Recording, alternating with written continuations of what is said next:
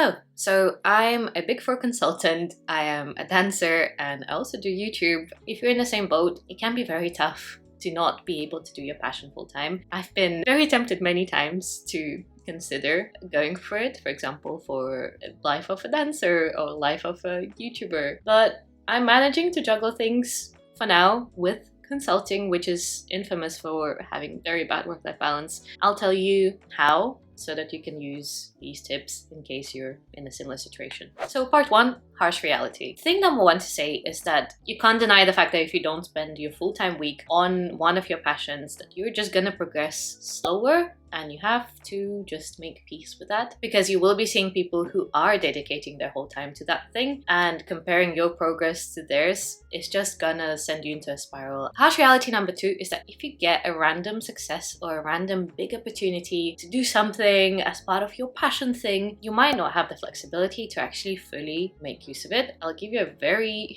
real example which hurt my soul. Last year I got an opportunity to be a dancer in a movie, and I had to take very last minute leave from my 9 to 5, and thank God my manager was amazing. She was so accommodating. I took a set number of days off because that's what I was booked for. While I was on set, we were told that we actually have a chance to stay for longer and extend the whole thing for 2 weeks, and I could not do it because I didn't have enough leave left, and also it would have been too last minute to ask again for unexpected leave, and I just didn't want to do that to my project team. If you are in a 9 to 5, you might just not have the time and the flexibility to react to things like this. I think number three, that maybe not everyone would think about, but if you have an online presence like I do in several different places, you have to be very careful with how you combine the passions and the 9 to 5 and how you position yourself. Again, I'll give you a practical example. As a dancer, people often go to your Instagram as your almost portfolio. That means I can't really freely talk about other things on that page anymore. I've made it into a portfolio, and I had to make the decision to basically move all of my other content like YouTube and lifestyle and anything else that I want to talk about to another page, just because I don't want to mess with people's perception of me. If they land on that dance page, I want them to get an impression of a professional dancer, and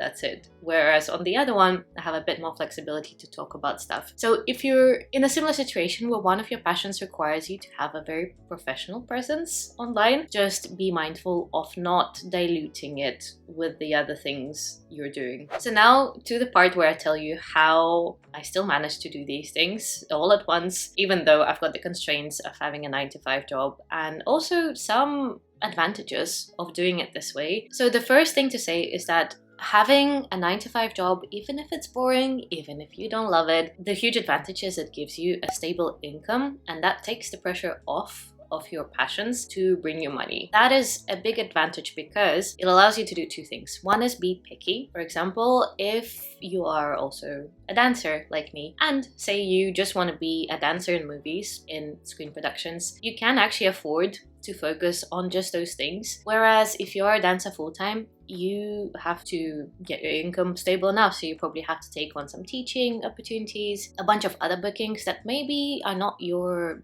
most favorite, but it just brings you in a level of stability to the extent possible. So if you've got a stream of income already, you can just focus on the stuff that you really want to prioritize among your passions and dedicate the time and effort to that. And number two is it allows you to invest back into your passion. I train very regularly. I go to dance classes every week, several times, and I've been doing it now for 10 years. So I've been consistently dedicating time and effort and money to upskilling myself. And I think it would be very tough to do that to the same extent if I didn't have the stable income. That being said, of course, I'm at a disadvantage of my education was targeted at other things. I studied social sciences, I did economics and politics first, and then a creative and collaborative enterprise master's. None of it is dance college, as you can hear. So that means I am at a disadvantage compared to people who did go to dance college. But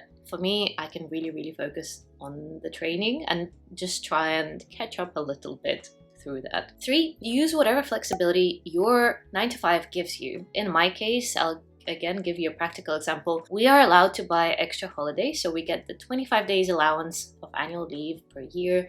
but you're actually allowed to buy up to 10 more, and that is deducted from your salary. So you are pretty much like actually paying for it with a lower salary each month. But if you don't use those extra days, they get refunded to you at the end of the year.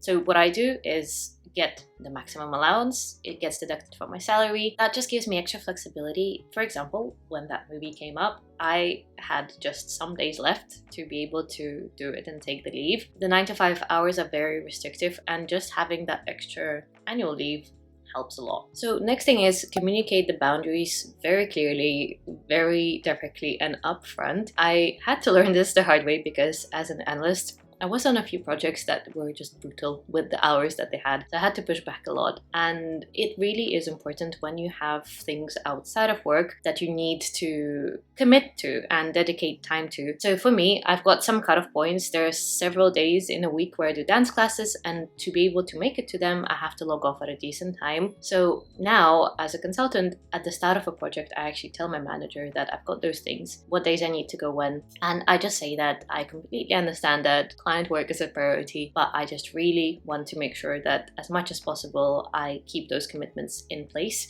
And you have to be very, very confident with pushing back, because there are certain jobs like consulting, investment banking that will just suck whatever energy you give them and push you to the max. And I find that based on what I've seen, the people who actually stay working ridiculously late are the people who pretty much let that happen, and they are the types that really work very, very, very hard, maybe because they're work hard, play hard type, or maybe because they really want to push their career. Now I think with the mental health conversation being on the table more for big corporate firms, at least in the UK, it's much more of a thing. It's very up and down in terms of different teams. Some teams will be very old school and be like, you have to work, and we'll squeeze you out like a lemon. And then there'll be others that will be way more understanding and know that boundaries matter and work-life balance matters, and you can't just be pushing your teams to the limit. People need to have a life. So because both exist,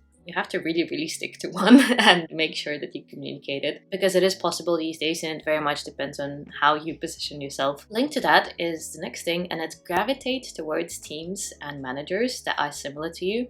If you have any say in this at all, I think often you don't, but for example, for me, if I were to have a choice of 2 different projects, and in one of them there's a manager or just a team generally that I've worked with before who I know also have a life and they also do things outside of work, and work is not the bane of their existence, and I know we get along because I feel comfortable actually keeping my boundaries and keeping my other commitments with them, I would very much prefer to work with them on that project as opposed to this one. Whether you have a say or not depends on what job you have. If you have a traditional non-consulting-y 9 to 5, you might just be with the same team over and over, in which case it might be a bit difficult. But if you've got someone in the whole firm, in your team, who is similar, just kind of buddying up with them and seeing how they navigate it, it will just help you as moral support. Final thing, which is not exactly a tip, but just to say that I found it very difficult for the longest time to actually speak openly about all the things that I do at my job, but also say like in dance. YouTube took me ages to even tell anyone about. I think for the first 1 or 2 years that I was doing it, only probably